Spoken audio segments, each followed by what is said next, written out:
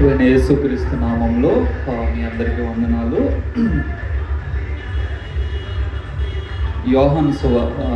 మొదటి యోహాను పత్రిక 3వ అధ్యాయము 19-20 వచనాలను చదువుకుందాము. ఇందువలన మనము సత్య సంబంధులమని ఎరుగుదుము. దేవుడు మన హృదయము కంటే అధికుడై సమస్తమును ఎరిగి ఉన్నాడు కనుక మన హృదయము ఏ విషయములలో మన యందు దోషారోపణ చేయునో ఆయా విషయములలో ఆయన ఎదుట మన హృదయములను సమ్మతి పరచుకుంటు. సో క్రిస్టియన్ వాక్, క్రైస్తవ జీవితంలో దేవుడితో మన నడక నిరభ్యంతరంగా హ్యాపీగా జర్నీ ఉండాలని అంటే వాక్యాన్ని మనము గుడ్డిగా నమ్మాలి. దీన్ని ఖచ్చితంగా అది ఉన్నట్లుగా మనం స్వీకరించాలి. భక్తుడు ఏమంటున్నారంటే మన హృదయము ఏ విషయాల్లో మన మీద దోషారోపణ చేస్తుందో ఆయా విషయాల్లో దేవుని ఎదుట మన హృదయాన్ని సమ్మతిపరుచుకున్నాం. దోషారోపణ ఎప్పుడు చేస్తారు? దోషం జరిగినప్పుడు కదా. తప్పు చేసినప్పుడు వీడు తప్పు చేశాడు అంటారు. సో మనకి ఇద్దరు ఎనిమిస్ ఉన్నారు. ఒకరంటే సాతాను, అడు ఫస్ట్ నుంచి ఎనిమి. రెండోది మన హృదయమే ఒక రకంగా మనకి ఎనిమి. ఈ ఎనిమి ఏం చేస్తుందంటే అస్తమానము అక్యూజ్ చేస్తుంది. అక్యూజ్ చేసి నువ్వు తప్పు చేసావు అని చెప్తుంది. తప్పు చేసావు అని చెప్పినప్పుడు మనం చేయాల్సిన పని ఏంటంటే దాన్ని ఫస్ట్ యాక్సెప్ట్ చేయాలి. నేను తప్పు చేశాను అనే విషయాన్ని మొదట నేను యాక్సెప్ట్ చేయాలి. యాక్సెప్ట్ చేసి ఎక్కడికి వెళ్తాము? దేవుని దగ్గరికి వెళ్తాము.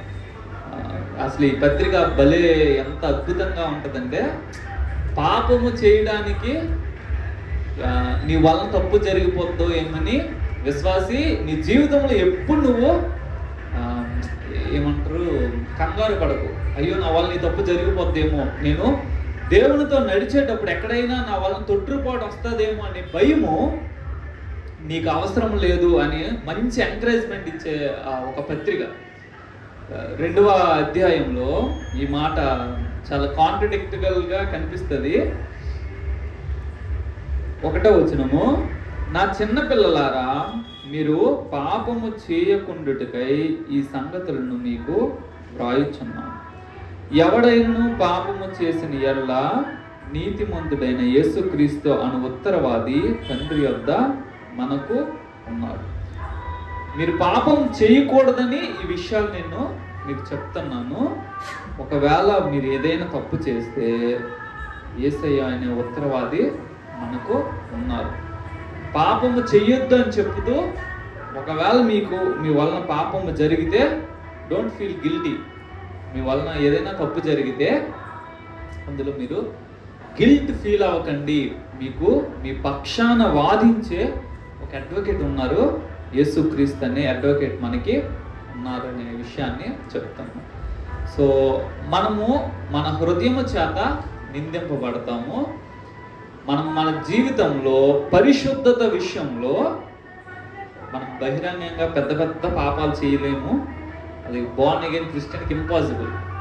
అంత ధైర్యం, అంత సాహసం చేయలేడు. అయితే హృదయంలో మనం చాలాసార్లు తప్పిపోతూ ఉంటాం. చాలాసార్లు హోలీనెస్ విషయంలో తప్పిపోతూ ఉంటాం. చాలాసార్లు స్వయం విషయంలో తప్పిపోతూ ఉంటాం. దేవుని చిత్తము అనే విషయాన్ని పట్టించుకోకుండా ఓన్ డెసిషన్స్ చేస్తాం, మిస్టేక్స్ చేస్తాం. ఇది మన నైజము. ఎవరైనా సరే నేను పర్ఫెక్ట్గా ఉండలేకపోతున్నాను బాధ పెడితే వాళ్ళకి బైబిల్ చెప్పేది ఏంటంటే నువ్వు పర్ఫెక్ట్గా ఉండలేవు. It is not possible. First thing మనం చేయాల్సింది ఏంటంటే యాక్సెప్ట్ చేయాలి. ఏంటంటే నా వలన తప్పులు జరుగుతాయి. చాలామంది ఏంటంటే బాప్తిజం తీసుకుంటే వాళ్ళు చెప్పే రీజన్ అంటే I'm living in some kind of sin, దీని నుంచి బయటకు వచ్చాక తీసుకుంటాను. నేనేమంటున్నా అంటే దట్ ఈస్ నెవర్ పాసిబుల్. నువ్వు దాని నుంచి బయటకు వస్తావు, ఇంకో దాంట్లో పడతావు. ఒక గుంట నుంచి బయటకు వచ్చి ఇంకో గుంటలో పడతాం. ఎక్కడో దగ్గర పడడం అయితే అది జరుగుతూనే ఉంటుంది. సో నేను పర్ఫెక్ట్ అయిన తరువాత బాప్తిజం తీసుకుంటాను, యేసుక్రీస్తుని అంగీకరిస్తానంటే జరిగే పనులు కావు. రెండోది, యేసుక్రీస్తుని అంగీకరించాక కూడా నేను పర్ఫెక్ట్ లైఫ్ లీడ్ చేస్తున్నాను అనుకోవడం కూడా నాట్ పాసిబుల్ అని అనుకోవడం, అది కూడా నువ్వు యేసుక్రీస్తుని అంగీకరించాక కూడా నీ వలన కొన్ని తప్పులు జరుగుతాయి. అయితే తప్పులు చేయడం వేరు, తప్పుల పట్ల మన వైఖరిని మార్చుకోవడం వేరొక విషయం. రెండు విషయాలు ఉన్నాయి. యేసుక్రీస్తుని అంగీకరించక ముందు మనం తప్పులు చేస్తాము, అంగీకరించినా కూడా మన వలన కొన్ని తప్పులు జరుగుతూ ఉంటాయి.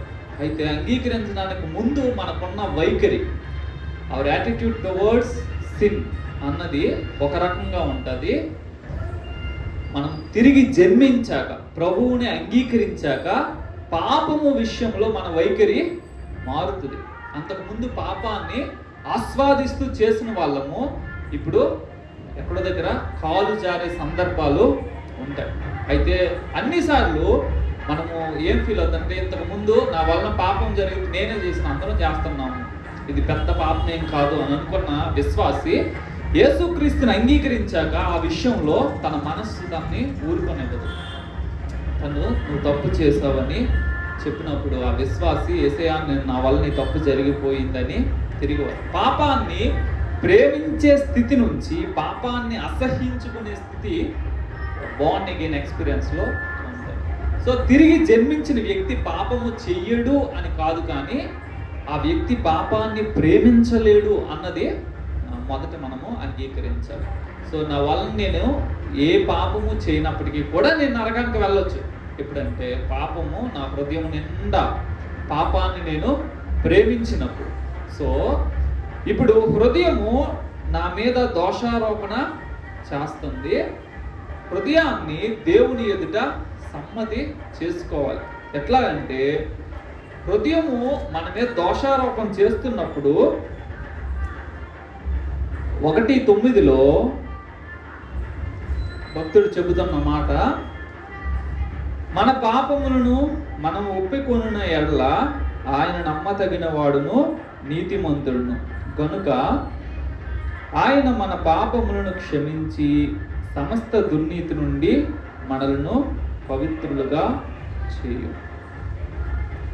మనము మన పాపములను ఒప్పుకొనిన ఎడల, if you confess our sin, Yesu ప్రభువు ఏం చేస్తారు? పాపాన్ని క్షమిస్తారు.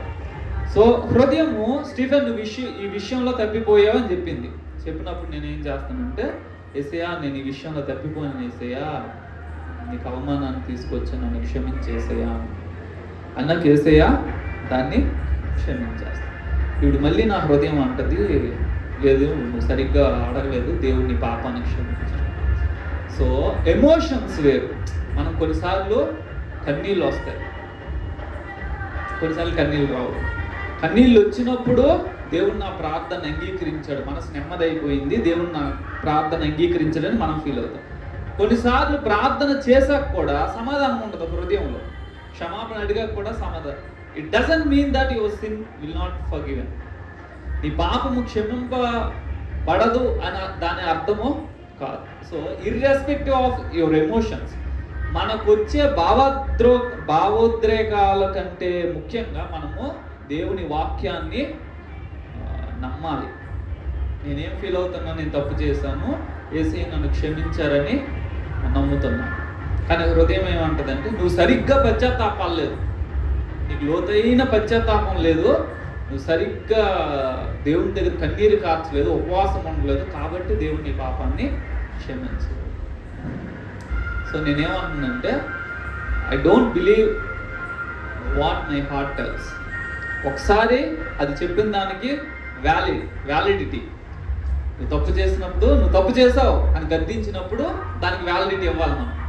అవును, నా హృదయం చెప్పింది ఈ విషయాన్ని, నేను ఈ విషయాన్ని యేసయ్య దగ్గరికి తీసుకొని వెళ్తాను. అది క్షమాపణ అడిగాక బ్లైండ్గా నేను నమ్మాల్సింది ఏంటంటే, యేసుక్రీస్తు రక్తము నన్ను పవిత్రునిగా చేసింది, ఈ విషయంలో ఐఎమ్ ప్యూర్. ఆ విషయాన్ని నేను మొదట నమ్మాలి.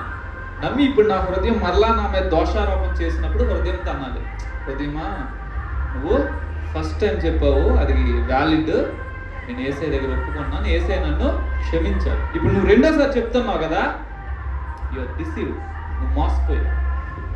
ఎట్లాగంటే అపవాది మన హృదయాన్ని మోసం చేస్తాడు. ఏ మనస్సాక్షి అని మనం అంటున్నామో ఆ మనస్సాక్షిని వాడు బ్లైండ్ చేస్తాడు.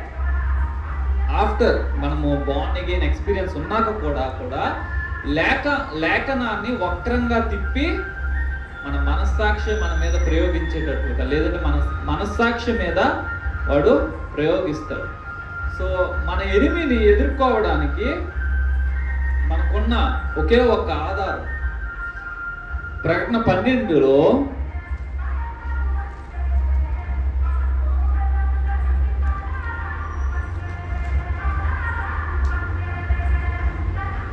పదవ వచనంలో, మరియు గొప్ప స్వరము పరలోకమందు ఇలాగు చెప్పుట వింటిని, రాత్రింబగళ్ళు మన దేవుని ఎదుట మన సహోదరుల మీద నేరము మోపువాడైన అపవాది పడద్రోయబడి ఉన్నాడు గనుక ఇప్పుడు రక్షణయు శక్తియు రాజ్యమును మన దేవుని వాయను, ఇప్పుడు అధికారము ఆయన క్రీస్తుదాయను. వారు గొర్రెపిల్ల రక్తమును బట్టి తామిచ్చిన సాక్ష్యమును బట్టి వారిని జయించున్నారు గాని మరణము వరకు తమ ప్రాణములను ప్రేమించిన వారు కాదు.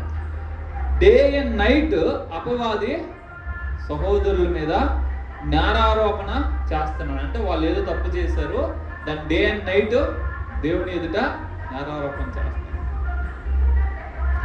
అపవాదిని ఏ విధంగా జయించగలమనంటే 2 విషయాలు చెప్తున్నారు. ఏంటి? ఒకటి, blood of the lamb of God, దేవుని గొర్రెపిల్ల అయిన యేసుక్రీస్తు రక్తము. రెండోది సాక్ష్యం, వాళ్ళు ఇచ్చే సాక్ష్యం అంట. సో అపవాది మన హృదయాల్లో దోషారోపణ చేస్తున్నప్పుడు, మన మీద దోషారోపణ చేస్తున్నప్పుడు మనం ఆశ్రయించాల్సింది యేసు రక్తాన్ని. యేసు రక్తాన్ని నేను ఆశ్రయిస్తాను. యేసు రక్తాన్ని ఆశ్రయించిన తర్వాత నేను సాక్ష్యంగా యేసుక్రీస్తుకి సాక్షిగా నేను ఉండాలి. సాక్ష్యము నేను ఇవ్వాలి. ఏంటంటే through the blood of Jesus I was cleansed. నేను యేసు రక్తం వలన పవిత్రపరచబడ్డాను. అపవాది నువ్వు చేస్తున్న దోషారోపణకు ఎటువంటి ఆధారము లేదు. నేను తప్పు చేసింది వాస్తవము, అయితే నా తప్పును యేసే క్షమించాడు. యేసు రక్తం నన్ను పవిత్రునిగా చేసింది. ఈ విషయంలో నువ్వు నా మీద దోషారోపణ చేయడానికి నీకు ఎటువంటి ఆధారము లేదు. నేను ఎట్లాగా దీన్ని ఇంటర్ప్రిట్ చేస్తానంటే, ఇప్పుడు మనకి మన పిల్లోడికి ఏదైనా గొడవ అయిందనుకోండి, అని మనం ఏమైనా కొడతాం, తిడతాం. అది మూడోవాడు వచ్చి మన పిల్లోడిని ఏమనంటే ఏం చేస్తాము? ఊరుకోం. ఏమనుంటే నేను నా పిల్లోడు చూసుకుంటాను, నువ్వెవరు అడగడానికి. ద సేమ్ థింగ్ క్రైస్తవులుగా మనకు ఆ స్టాండర్డ్ ఉండాలి. ఏంటంటే అపవాది వచ్చి దోషారోపణ చేయడానికి వాడికి ఎటువంటి అధికారం లేదు. వాడేమైనా ప్రాణం పెట్టాడా, సృష్టించాడా, దినదినం మనకు ఫుడ్ పెడుతున్నాడు, ఏం చేయట్లేదు. సో వచ్చి స్టీఫెన్ నువ్వు తప్పు చేసావు అంటే, అవును నేను తప్పు చేశాను. అయితే ఇప్పుడు ఏంటి? Who you are? నా తప్పు గురించి మాట్లాడే హక్కు నీకెవరు ఇచ్చారు? తప్పు చేసింది నేను, దాన్ని డీల్ చేసేది నా యేసే డీల్ చేస్తాడు. లేదా దాన్ని తీర్పు తీర్చేది నా దేవుడు తీర్పు. ఏదైనా ఉంటే నేను నా దేవుడు తేల్చుకుంటాను. I'm his child. అది మనం మర్చిపోకూడదు. సో సాతానుకి మన మీద దోషారోపణ, నేరారోపణ చేసే అధికారం మనము ఇవ్వకూడదు. చాలా మంది క్రైస్తవులము డిసైవ్ అయిపోయాం. ఏంటంటే తప్పు చేసినప్పుడు ఆ గిల్ట్ కాన్షియస్, నేను తప్పు చేశాను అనే గిల్ట్ మనల్ని వెంటాడుతూ ఉంటుంది. కానీ లేఖనాన్ని అనుసరించి, లేఖనం ఏం చెప్పింది? నీ వల్ల నీ తప్పు జరిగినప్పుడు యేసు రక్తాన్ని ఆశ్రయించు. The blood of Jesus will cover you. అది నిన్ను చుట్టుకొని ఉంటుంది. నిన్ను ప్రతి పాపం నుంచి పవిత్రులుగా చేస్తుంది. దేవుడి దగ్గరికి వెళ్ళడానికి మనకు పిచ్చ భయం. ఎందుకనంటే దేవుడేమో మహాపరిశుద్ధుడైన దేవుడు, నేనేమో పాపి అయిన మనుష్యుణ్ణి.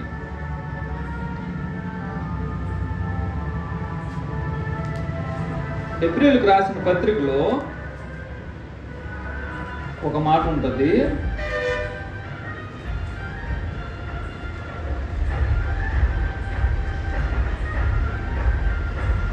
నాలుగు 16 గనుక మనము కనికరింపబడి సమయోచితమైన సహాయం కొరకు కృప పొందినట్లు ధైర్యముతో కృపాసనమునద్దకు చేరుదు. సహాయం కొరకు గ్రేస్ ఆఫ్ థ్రోన్, దాన్ని ఆశ్రయిద్దాము. ఎట్లాగంటే ధైర్యంతో. ప్రధాన యాజకుడు సంవత్సరానికి ఒక్కసారి బ్లడ్ పట్టుకొని గంటలు అవి మోగుతా ఉండి వెళ్ళి కొద్ది నిమిషాలు ఉండి వచ్చేయాలి. ఒకవేళ ఏమైనా మిస్టేక్ అయితే ప్రాణాలు పైకి పోతాయి. పౌలు ఏమంటున్నాడంటే, నూతన నిబంధనలో గొర్రెపిల్ల రక్తము క్రింద ఉన్న మనకి దేవుడిచ్చిన ఆ ధైర్యం లేదంటే ధన్యత ఏంటంటే, నువ్వు ఏ టైంలోనైనా సరే కృపాసనం యొద్దకు ధైర్యంతో వెళ్ళొచ్చు. ఎట్లా ధైర్యం వస్తుంది? ఎప్పుడు వాక్యాన్ని మనం విశ్వసించామో, ఎప్పుడు యేసు రక్తము నన్ను పవిత్రునిగా చేసిందని నమ్ముతామో, అప్పుడు దేవుని ఎదుట ధైర్యం వస్తుంది. భక్తులు అంటున్నారు కదా, ఆ కింద 1 యోహాను 3:21 ప్రియులారా, మన హృదయము మన యందు దోషారోపణ చేయని ఎడల దేవుని ఎదుట ధైర్యము గలవారమగుదుము. నీకు దేవుని దగ్గరికి వెళ్ళేటప్పుడు పెద్ద ధైర్యం వస్తుంది. ఎప్పుడు ధైర్యం వస్తుంది? హృదయము దేవుని దగ్గర మన హృదయాన్ని ముందు దాన్ని ఆపాలి. స్టాప్. నన్ను ఎక్యూజ్ చేయడానికి లేదు. యేసు రక్తం నన్ను పవిత్రునిగా చేసింది. యేసు రక్తం నన్ను నిర్దోషిగా చేసింది. నాకు వచ్చిన ఒక థాట్ ఏంటంటే,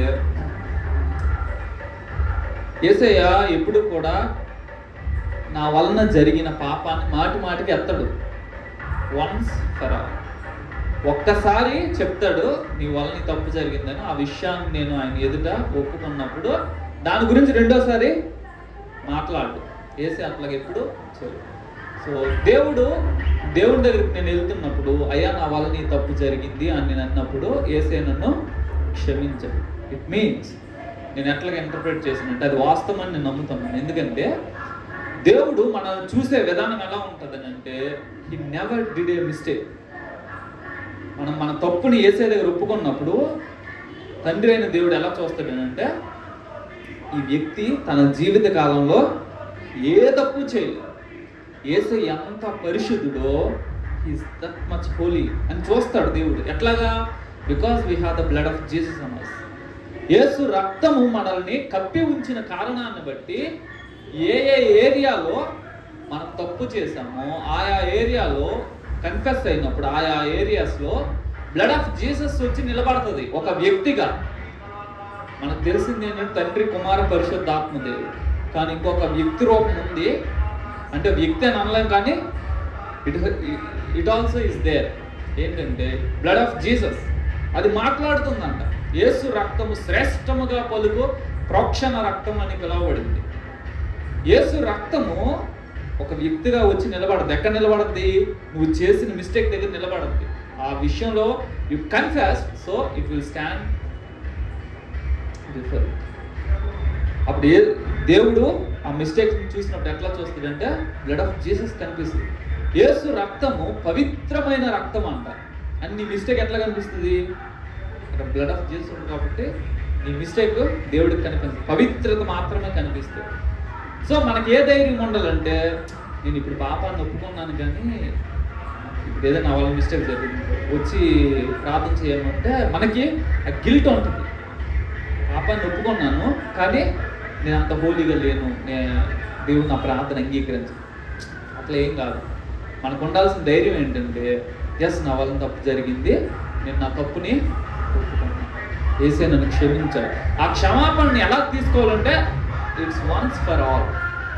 ఆయన క్షమించాడు అని లేఖనంలో అంటుంది కాబట్టి మనం మన పాపాన్ని ఒప్పుకుంటే ఆయన క్షమించేస్తాడని చెప్పాడు. సో నేను నా పాపాన్ని ఒప్పుకున్నాను, నేను చేసిన తప్పుని ఒప్పుకున్నాను, నేను తీసుకున్న నిర్ణయాన్ని ఒప్పుకున్నాను, యేసే నన్ను క్షమించేశాడు. క్షమించినప్పుడు ధైర్యంగా యేసయ్యా నాకు ఇది కావాలి, అది కావాలి, ఇది చేయి నా జీవితంలో, అది చేయి అని ధైర్యంతో అడగాలి. యేసే ఈ నెవర్ ఆస్క్ ఏంట్రా నీకు ధైర్యం, నువ్వు చాలాసార్లు తప్పులు చేస్తున్నావు, నువ్వేంది నన్ను అడిగేది. Make mistakes. మనము మన తప్పుల నుంచి నేర్చుకోవాలి, మనం మన తప్పుల నుంచి బయటపడాలి, ఎదగాలి అని దేవుడు ఆశిస్తున్నారు. తప్పితే అసలు తప్పే లేకుండా నువ్వు జీవించాలి దేవుడు ఎక్కడ కమాండ్మెంట్ ఇవ్వలేవు. నీ వలన తప్పులు జరుగుతాయి. 4వ అధ్యాయంలో చూడండి 10వ వచనంలో, మనము దేవుణ్ణి ప్రేమించితమని కాదు, తానే మనలను ప్రేమించి మన పాపములకు ప్రాయశ్చిత్తమై ఉండుటకు తన కుమారుణ్ణి పంపెను. ఇందులో ప్రేమ ఉన్నది. మన పాపములకి ప్రాయశ్చిత్తమై ఉండడానికి కుమారుణ్ణి పంపించాడు. యేసయ్య ఉన్నది దేనికనంటే, నువ్వు పాపం చేస్తావు, ఆ పాపానికి ఆయన ప్రాయశ్చిత్తంగా ఉంటాడు. మనం పుట్టాక యేసు ప్రభు వారు చనిపోలేదు. మనం ఏమనుకుంటాము, నేను పుట్టాక యేసయ్య నా పాపాల కోసం ప్రాణం పెట్టాడు. నువ్వు పుట్టక ముందే నీ జీవితంలో ఇన్ని తప్పులు నువ్వు చేస్తావు. To the last day, to the last minute, to the last mistake. ఎన్ని తప్పులు చేస్తావు, అన్ని తప్పుల్ని ముందు ఎరిగి దానికి పరిష్కారం ఒకటి కనుక్కొని దాన్ని సిద్ధపరిచి అప్పుడు నిన్ను సృష్టించాడు. మనం ఏమనుకుంటామంటే, ఆదామామని దేవుడు చేశాడు, వాళ్ళు మిస్టేక్ చేశారు, దానికి సొల్యూషన్ ఎదగడానికి దేవుడు యేసు ప్రభుని లోకంలో. That is not the truth. ఆయన జగత్ పునాది వేయబడక మునిపే నియమింపబడ్డాడు. అంటే అసలు ఈ లోకాన్ని సృష్టించడానికి ముందు దేవుడు ముందు పరిష్కారాన్ని ముందు రెడీ చేసి అప్పుడు లోకాన్ని సృష్టించాడు. నువ్వు పుట్టడానికి ముందే నీ ప్రాబ్లమ్స్ అన్నీ, నీ సమస్యలు, నువ్వు చేసే తప్పులన్నింటికి పరిష్కారాన్ని సిద్ధపరిచి నిన్ను ఈ లోకంలోనికి తీసుకొని వచ్చాడు. What a Joy! మనం ఇప్పుడు దేవుడు పిల్లలమే ఉన్నాం. మనకి ఎంతటి భాగ్యం ఇచ్చాడు దేవుడు అని భక్తిరా, ఎంతటి భాగ్యం! What a blessed state we have. క్రైస్తవులుగా మన రక్షణ ఎంజాయ్ చేయలేకపోతే వీఆర్ వెరీ అన్లక్కీ పీపుల్. మన జీవితంలో ఉండే సమస్యలను తలుచుకొని, మన జీవితంలో లేకపోతే మన దేహంలో ఉన్న సమస్యలను తలుచుకొని దినదినము కృంగిపోతూ ఉంటే వీఆర్ సో అన్లక్కీ. ఎన్ని ఉన్నా సరే నీకున్న బ్లెస్డ్ స్టేట్ ఏంటంటే, నువ్వు ఎన్ని మిస్టేక్స్ చేసినా కృప నిన్ను ఆవరిస్తుంది, కృప నిన్ను తప్పి పెడతాడు. జకర్యా గ్రంథంలో మనం చూస్తాం, అపవాది వెళ్ళి దోషారోపణ చేస్తున్నాడంట.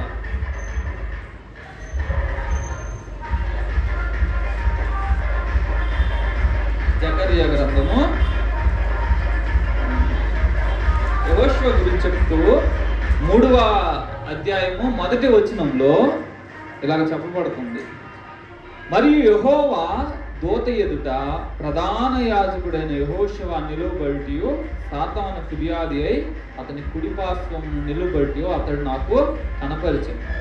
సాతాను, యెహోవా నిన్ను గద్దించును, యెరూషలేమును కోరుకుని యెహోవా నిన్ను గద్దించును, ఇతడు అగ్నిలో నుండి తీసిన కొరువు వలనే ఉన్నాడు కదా అని యెహోవా దూత సాతానుతో అన్నాడు. యెహోషువ మలిన వస్త్రములు ధరించిన వాడై దూత సముఖములో నిలువబడి ఉండగా దూత దగ్గర నిలిచి ఉన్న వారిని పిలిచి ఇతని మైలు బట్టలు తీసివేయుడని ఆజ్ఞాపించి, నేను నీ దోషమును పరిహరించి ప్రశస్తమైన వస్త్రములతో నిన్ను అలంకరించుచున్నానని సెలవిచ్చాను.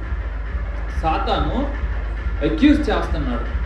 యెహోషువ మందిర ప్రధాన యాజకుడు, నూతన మందిరపు ప్రధాన యాజకుడు. ఆ ప్రధాన యాజకుడు ప్రశస్తమైన వస్త్రాలు ధరించాల్సి ఉండగా మలిన వస్త్రాలని, మురికి గుడ్డల్ని వేసుకొని ఉన్నారు. సాతాను చేస్తున్న accusation is a real thing. ఏదో ఫేక్ ఒక అబద్ధాన్ని అడు పెట్టట్లేదు. ఏమని పెడుతున్నారు? యెహోషువ చేసిన తప్పుల్ని ఫిర్యాదు చేస్తారు. అయితే దేవుడు ఏమంటున్నాడు? ఇతడు అగ్నిలో నుండి తీసిన కొరువి వలనే ఉన్నాడు కదా అని యెహోవా దూత సాతానుతో. How God looks at us. ఎట్లాగ యెహోషువను దేవుడు చూస్తున్నాడంటే, అగ్నిలో నుంచి ఒక ముక్కను మనము అగ్నిని బయటకు తీస్తే అది ఎంత మండుతా ఉంటుందో అట్లా ఉన్నాడు నా బిడ్డ అని. సో నువ్వు కూడా అదే స్టాండ్ తీసుకోవాలి. మనము ఏ స్టాండ్ తీసుకోవాలి? నా వలన ఏదైనా తప్పు జరిగితే నేను వెళ్ళి యేసయ్య దగ్గర, యేసయ్య నా వలన ఇది తప్పు జరిగింది, నన్ను క్షమించేసేవా, దాన్ని నేను యాక్సెప్ట్ చేయాలి. నా ఫీలింగ్స్ కాదు, నా ఎమోషన్స్ కాదు, ఇంకొకరు ఇచ్చే సాక్ష్యం కాదు. కన్నీరు కార్చి గొప్ప పశ్చాత్తాపంలో పెట్టాడు వచ్చాడని అయ్యేం కాదు. నేను వాక్యాన్ని నమ్ముతాను, వాక్యం ఏం చెప్పిందో అది నేను ముందు అంగీకరించాలి. యేసయ్య దగ్గర నా పాపాన్ని ఒప్పుకున్నప్పుడు నాకు ధైర్యం ఉండాలి ఏంటంటే నేను నా జీవితంలో ఏ మిస్టేక్ చేయలేదు, నా దేవుడు అన్నిటినీ క్షమించాడు. సో నా గతం గురించి మాట్లాడడానికి అందరికీ నేను హక్కు ఇవ్వకూడదు. No one has right to talk about me. నా గురించి మాట్లాడే హక్కు, నా మీద దోషారోపణ చేసే హక్కు ఎవ్వరికి నేను ఇవ్వకూడదు. ఎవరి మాటకి నేను వ్యాలిడిటీ ఇవ్వకూడదు, వాటికి విలువను ఇవ్వకూడదు. నా జీవితం అంటే ఇది మిగతా లోకస్తు సంబంధంగా చెప్తే పొగరుగా మాట్లాడినట్లుగా ఉంటుంది, కానీ on the word of God నా జీవితము నేను నా దేవుడు చూసుకుంటాను. లేదంటే నా జీవితం నా ఇష్టం, నేను చేసే తప్పులైనా నేను చేసే మంచి పనులైనా నేను నా దేవుడు చూసుకుంటాను. Third person has no right to talk about it. దేవుడు నన్ను చూసేటప్పుడు పరిశుద్ధుడిగా చూస్తున్నాడు. దేవుడు నన్ను చూసేటప్పుడు నీతిమంతునిగా చూస్తున్నాడు. దేవుడు నన్ను చూసేటప్పుడు సమాధానమైన వ్యక్తిగా, సమాధాన కారణమైన వ్యక్తిగా చూస్తున్నాడు. అందుకే పరిశుద్ధత అయినా నీతి అయినా మనం కష్టపడి సంపాదించేవి కాదు. దేవుని మూలంగా యేసుక్రీస్తు మనకి పరిశుద్ధత, నీతి, సమాధానమునై ఉన్నాడు. హూ ఇస్ జీసస్ అంటే మనం చెప్పాలి మై హోలీనెస్. అరే నువ్వు అంత పరిశుద్ధంగా లేవు కదా అని అంటే ఎవరన్నారు నేను పరిశుద్ధంగా లేరని? See Jesus. ఆయన జీవితం ఒక్క మిస్టేక్ కూడా చెప్పాడు, హీఈస్ మై హోలీనెస్. నువ్వు అంత నీతిగా లేదు కదా నీ జీవితం అని అంటే see Jesus, he is my righteousness. Yesu నా సమాధానమై ఉన్నాడు, యేసు నా నీతి అయి ఉన్నాడు, యేసు నా పరిశుద్ధత అయి ఉన్నాడు. సో దేవుని సన్నిధికి వెళ్ళేటప్పుడు యేసయ్యకి ఎంత ధైర్యం ఉంటుందో, యేసయ్యకి ఎంత యాక్సెస్ ఉంటుందో మనకు కూడా ఉంటే యాక్సెస్.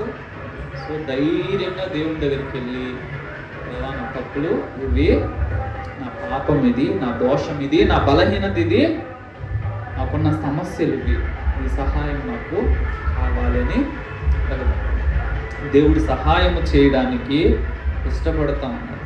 అంతేగాని మన హృదయం మన మీద దోషారోపణ చేసి మనం గిల్ట్లోనికి వెళ్ళి దేవుడి దగ్గరికి రాకుండా ప్రార్థన మానేసి వాక్యం మానేసి పాపంలోనికి వెళ్ళిపోవడానికి కాదు. దేవుడు మనల్ని గద్దించినప్పుడు, హృదయం మనల్ని గద్దించినప్పుడు దేవుని దగ్గరికి రావాలి, వచ్చి మన తప్పుల్ని మన దోషాలని చూసుకోవాలి. మనకి 1 కొరింథీ 11వ అధ్యాయము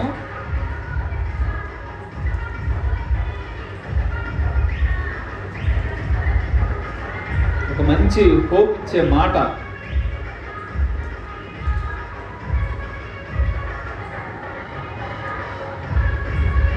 పది 11:31 అయితే మనలను మనమే విమర్శించుకొనిన ఎడల తీర్పు పొందక పోదు.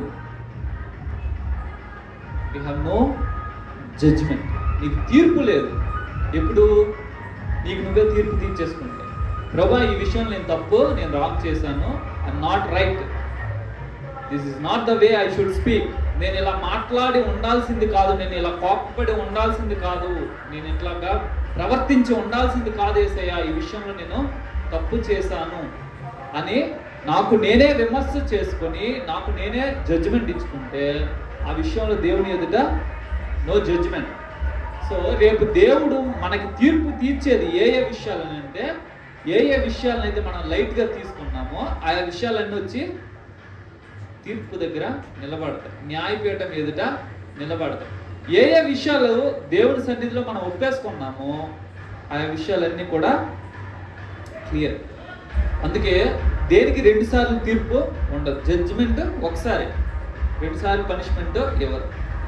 ఏ ఏ మిస్టేక్స్ నువ్వు ఇక్కడ ఒప్పేసుకున్నావో, నీ వలన జరిగిన ఎంత ఘోర పాపమైనా, ఎంత చిన్న పాపమైనా నువ్వు ఒప్పుకున్నావో దానికి మరలా దేవుడు లెక్క అడగడు. మనము దేహముతో జరిగించిన వాటిని దానికి లెక్క చెప్పాలని పౌలు గారు అంటారు కదా.